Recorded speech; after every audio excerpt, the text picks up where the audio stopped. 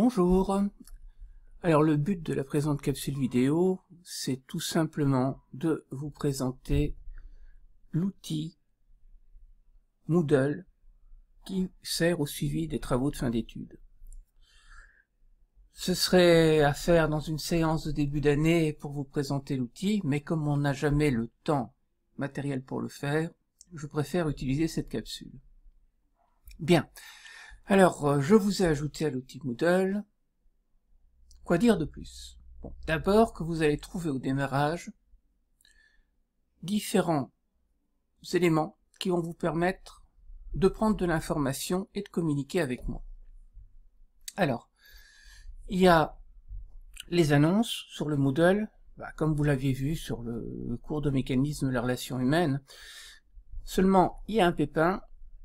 Je constate que les courriers, quand je les mets là, certains d'entre vous ne les voient pas. Alors, je ne cherche pas à comprendre comment et pourquoi, le fait est que ça n'arrive pas, et quand ça n'arrive pas, il y a des catastrophes.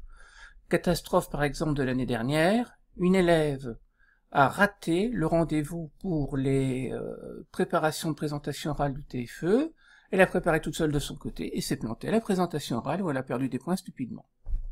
Donc, je me suis dit qu'il fallait que je mette en place d'autres outils qui allait toucher tout le monde. Et donc, il y a un groupe Facebook auquel, normalement, je vous ai ajouté, et qui va vous permettre de recevoir mes informations.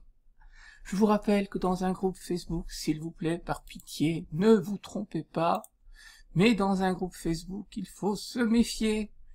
Il y a des informations qui, parfois, reculent tout en bas, et qu'il faut aller chercher. Donc, c'est pas parce que vous y êtes ajouté que ça va fonctionner. Allez chercher plus bas quand vous consultez quelques jours plus tard. Alors, pour les échanges avec moi, bon, bien sûr, vous pouvez les poster sur le groupe. Autre solution, via Messenger ou via WhatsApp. Ça, c'est à votre convenance.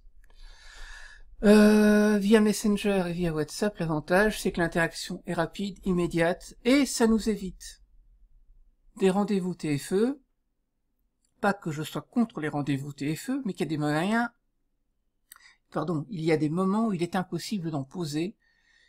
Par exemple, comme maintenant, nous sommes au mois de juillet quand je suis en train d'enregistrer cette séquence, eh bien, pour les TFE que je dois suivre pendant les vacances, si je dois compter sur l'école, aujourd'hui c'est fermé. Il n'y a plus de bâtiment disponible. Il est impossible de me rencontrer, donc, seul moyen d'échange, Messenger ou WhatsApp, qui a aussi l'avantage de me suivre dans mes lieux de villégiature s'il y a nécessité. Ensuite, après ces outils-là, il y a la chronologie qu'il faut suivre quand on fait le travail de fin d'études. Alors, dans la chronologie, la longue attente. Alors, c'est la longue attente au moment où je suis en train d'enregistrer cette séquence, puisque vous allez partir en stage en novembre. Dans un an qui suivra, ce sera plus le cas, on reviendra à un départ au mois de septembre. Donc cette longue attente est plus ou moins longue. Elle peut couvrir déjà la période des vacances. Elle peut même déjà couvrir la période de juin. Et bon, c'est une seule période où, en définitive, on attend, on s'inquiète. On attend de ma part beaucoup de proactivité, mais en fait, de votre côté, être proactif, non, mais on se prépare, un peu comme on prépare un voyage, on prépare ses bagages. Mais évidemment, on ne sait pas ce qu'on va faire dans le voyage. Donc, dans les bagages qu'on prépare, il y a notamment cette théorie qu'on va collecter.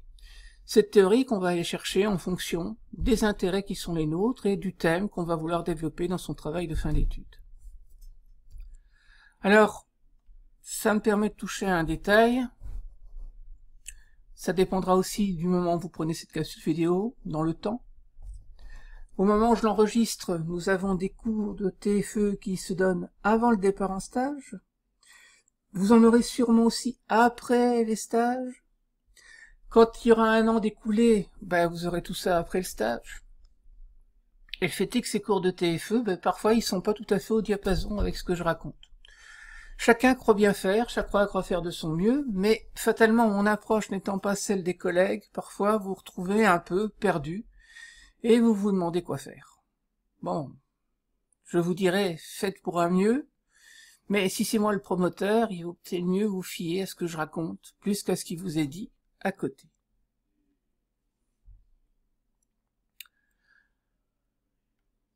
Alors, il faut collecter la théorie dans cette période qui précède. Il faut aussi commencer à essayer de se poser la bonne question.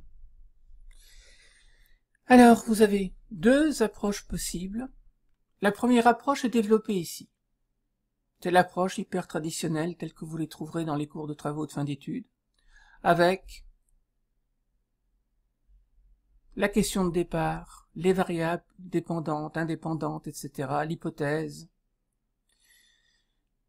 comment compulser ces recherches théoriques, etc.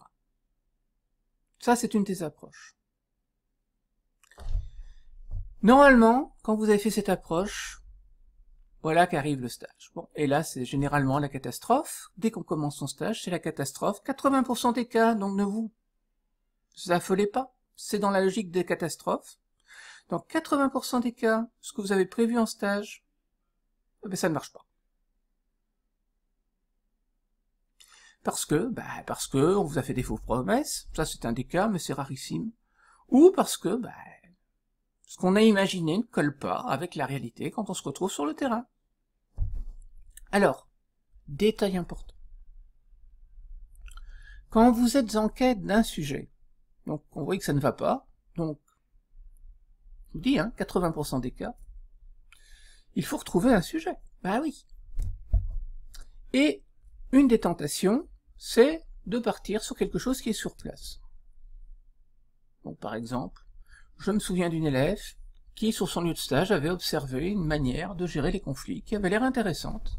Et elle s'est embarquée sur ce sujet-là. Alors, le côté positif, c'est qu'il y a pas mal d'informations qu'on va pouvoir collecter, mais quelque chose attend très loin au bout du parcours, c'est le jury. Et pour des raisons qui m'échappent, le jury n'apprécie pas quand on va rechercher quelque chose qui est déjà en place sur la structure. Donc, il va falloir gérer cette chose. Donc, quand vous faites ce type de choix, sachez à quoi vous vous engagez. Deuxième formule. Un sujet de recherche, pour un éducateur spécialisé, doit partir des besoins des usagers, ou d'un besoin lié à la pratique professionnelle, mais qui de toute façon sera lié aux usagers. C'est incontournable. Alors l'autre manière d'approcher les choses, ce n'est pas de travailler avec ce que je vous avais mis avant, la méthode traditionnelle des questions, des hypothèses, de la variable dépendante, indépendante. Non, c'est de partir avec la stratégie des résolutions de problèmes. C'est-à-dire, ce que je vous avais expliqué dans les mécanismes de la relation humaine par rapport au conflit, ben oui, parce que généralement le conflit sort d'un problème. Et donc, en fait, vous, dans votre TFE, vous tentez de résoudre un problème. Et oui, c'est toujours un problème. Donc, le problème avec d'un côté un point de départ, de l'autre un point où on voudrait arriver, et le désir de combler, de faire ce trajet, de passer l'obstacle. Donc, c'est l'autre manière de travailler qui marche très bien, elle aussi. Alors, s'il vous plaît, retenez une chose. Dans le cadre d'un travail de fin d'études, il est hyper important de se poser la bonne question et de bien analyser le problème avant de se lancer. Parce qu'après, quand on s'est trompé, c'est quelque chose à rattraper après, et je vous jure que c'est bien plus compliqué de rattraper après que de résoudre ou de trouver la solution quand on est encore face à la difficulté.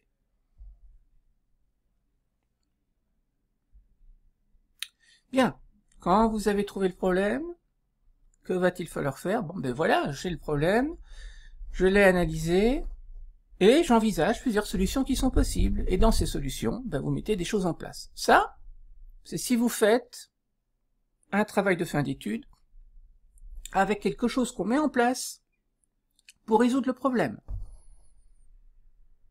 Mais il y a une autre possibilité.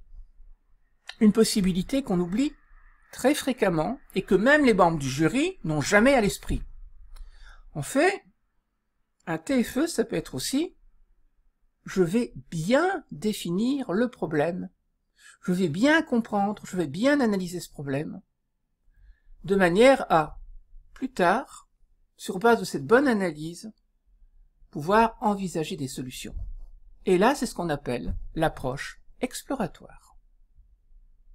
Donc, il est également possible de faire ce qu'on appelle une approche exploratoire, qui, elle, tiendra plus au fond d'une forme de dissertation, comme vous avez pu le croiser dans l'enseignement secondaire. Et votre TFE sera donc une très grande dissertation.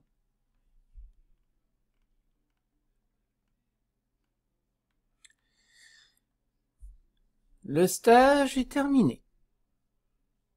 Vous avez normalement trouvé des solutions, vous les avez appliquées, vous avez ramené des résultats. Et donc, il ne reste plus qu'à rédiger. Oui. Mais votre rédaction va être méchamment perturbée par tous les travaux sur lesquels je ne mettrai pas de qualificatif, sinon je vais perdre mon objectivité, que je n'ai déjà pas.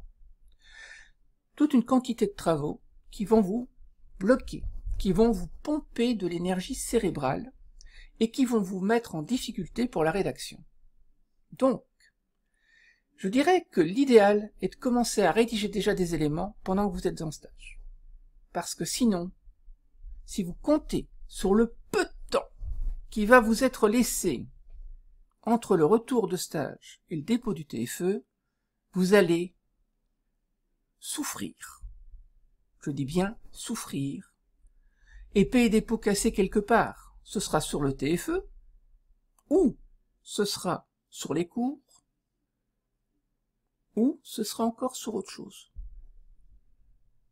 Donc, dans la rédaction, si vous avez du temps de rédaction qui vous vient durant le stage, je vous en supplie, utilisez-le, même pour mettre des éléments un petit peu parsemés à gauche et à droite. Maintenant, la rédaction de ce TFE. Alors là, je m'énerve, je vous enjoins d'aller d'aller écouter cette capsule. Parce que il y en a qui suivent les instructions données par les profs du cours de TFE et qui vont dans le décor et j'en ai marre de les rattraper. Alors que se passe-t-il?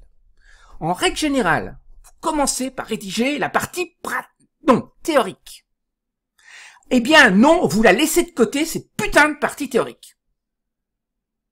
Vous avez vos éléments théoriques en tête, vous les avez vus avant, normalement. Vous avez déjà gardé en tête. Mais c'est la partie pratique qui est déterminante. Et pour rédiger cette partie pratique, il faut déjà se dire, au fond, ici, maintenant, qu'est-ce que je suis en train de conclure?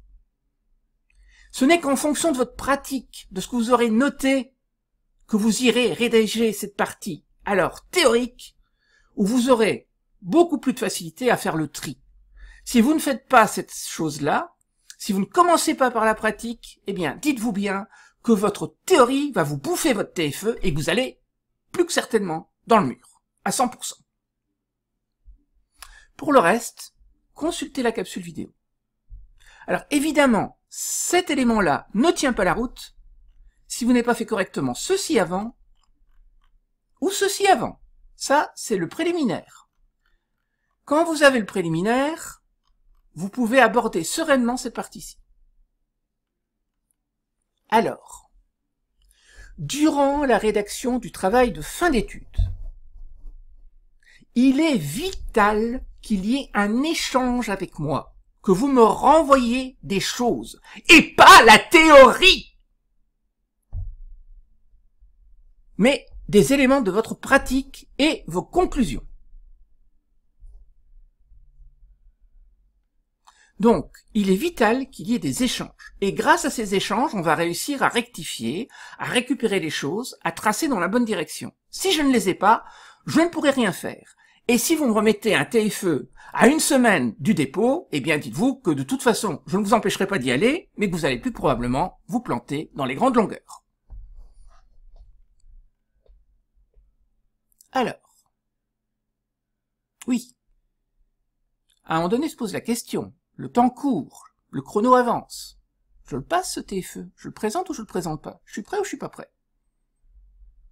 Ça, c'est à vous de savoir.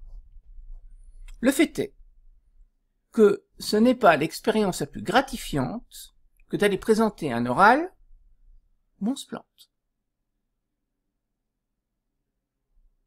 Alors, la rumeur circule qu'il y a moyen de sauver à l'oral un écrit qui est pourri, mais comme à l'air qu'il est, alors un écrit, ça dépend jusqu'à quel point il est pourri.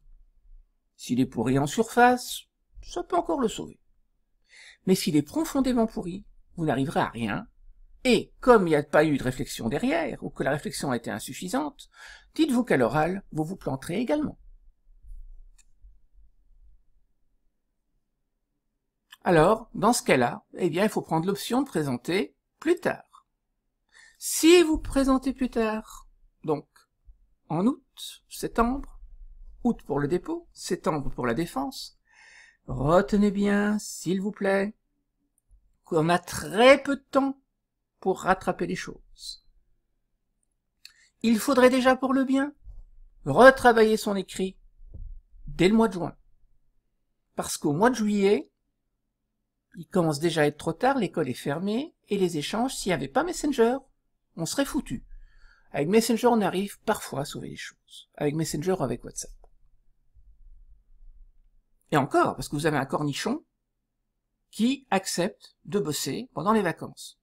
J'en connais d'autres que je ne citerai pas, qui disent qu'ils ne veulent pas en entendre parler, et qui laissent l'étudiant s'enfoncer lentement, mais sûrement. Bien. Présentation orale. Alors, là encore, s'il vous plaît, j'ai fait une capsule vidéo avec le meilleur moyen de réaliser cette présentation orale. Je vous enjoins de la regarder et de l'écouter. Après, vous ferez encore ce que vous voulez, mais grogneux, allez la visualiser, allez l'écouter. Et n'allez pas commencer à bâtir quelque chose sans avoir suivi ces instructions-là. Parce que sinon, eh bien, tant pis, moi, je ne réponds de rien. Eh bien, normalement, si tout ça a été fait, vous pouvez vous dire, j'ai des chances d'arriver au bout. Alors, petit détail sur la présentation orale, pour ceux qui ont beaucoup de mal à rédiger. Un truc, quand on n'arrive pas à rédiger ici, c'est de se dire au fond, qu'est-ce que je dirais oralement? En un quart d'heure. Et ça vous donne grosso modo la structure de ce qu'il faudrait développer en plus détaillé dans votre écrit. Eh bien, comme dans une émission célèbre que je cite fréquemment, c'est tout pour le moment.